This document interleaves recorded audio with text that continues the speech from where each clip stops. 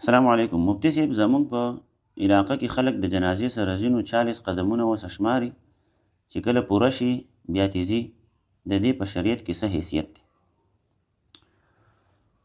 د جنازې سره تلل دا د پیغمبر علیه الصلاة والسلام د حدیث نه ثابته خبره ده. ځکه پیغمبر علیه الصلاة والسلام فرمایي چې څوک د جنازې سره 40 قدمه لاړ شي نو الله جل شانه د هغه 40 ګناهونه معاف کوي. خو د هغې دپاره شریعت مخصوصه طریقه وضع کړې ده چې په دې طریقه باندې یو سړی د جنازې سره لاړ شي نو د هغه سړي به 40 ګناهونه معاف کیږي. او په دغه طریقه باندې د جنازې سره تلل دا مستحب دی، د ثواب کار دی. هغه طریقه څه ده؟ طریقه دا ده چې یاره 40 قدمه دي او د جنازې چې کوم کټ دی نو د هغې 4 خپې دي یا 4 بازوګان دي. نو مطلب 10 قدمه یو سړي یو بازو په دې خپل اوږه باندې ایښودلی دی، هغه 10 قدمه د هغې سره لاړو.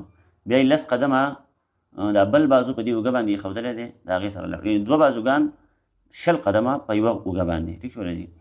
یو قدم یې دا یو بازو یې 10 قدمه ویوړو په یوه اوږه باندې، بیا یې 10 قدمه بل بازو په دې اوږه باندې ویوړو، او بیا یې 10 قدمه بل بازو په دې اوږه باندې ویوړو، بیا 10 قدمه بل، مطلب 40 قدمه شو. او د دواړه دا 4 واړه چې کوم د جنازې د کټ چې دا کومې خپې دي یا بازوګان دي دا د ویوړل په دغه طریقه باندې، نو دا مستحبه طریقه ده. او په دغه طریقه باندې الله جل شانه د انسان ګناهونه معاف کوي.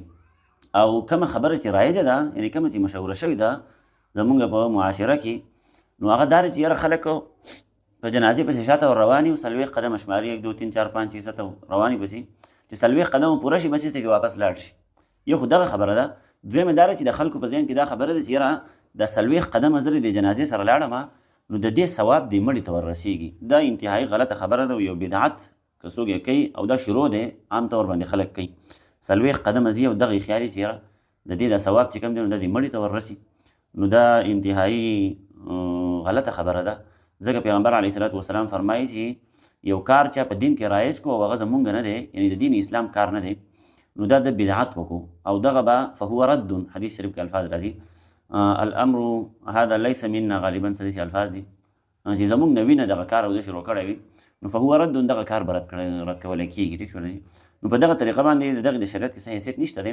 خو د علاوله چې کومه طریقه تاسو ته مو وویله نو دغه مستحبه طریقه ده. که په دغه طریقه باندې څوک د جنازې سره ځي او په دغه نیت باندې ځي چې الله جل شانه په دې باندې ثواب راکړي او ګناهونه الله جل شانه زمونږ په دې باندې معاف کړي.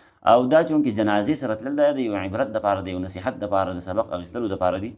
ځکه پیغمبر علیه الصلاة والسلام فرمایي تاسو مقبرو ته ځئ خو د دې دپاره نه چې تاسو هلته دغه جوړ کړئ، دا میلې جوړې کړئ. ټیک شوله؟ میلې مه جوړوئ، ګڼې مه جوړوئ.